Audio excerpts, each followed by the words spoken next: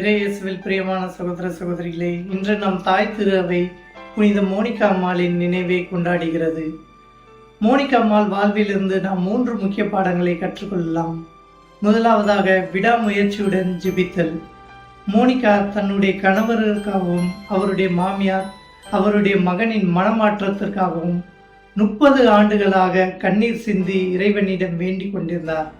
அவருடைய விடாமுயற்சி நமக்கு கற்றுத்தரும் முதல் பாடம், ஆண்டவர் எந்த நேரத்திலும் நமக்கு உதவி செய்வார். ஆண்டவர் தகுந்த நேரத்தில் நமக்கு உதவி செய்வார். அதுவரை நாம் விடாமுயற்சியுடன் ஜெபிக்க வேண்டும் என்பதை எடுத்து காட்டுகிறது. இரண்டாவதாக, மோனிகா அன்போடும் பொறுமையோடும் இருந்தார். தன்னுடைய அடங்காத கணவரும் மாமியாரும் எதிராக அவர் சண்டை போடாமல் அன்போடும் பொறுமையோடும் வாழ்ந்தார்.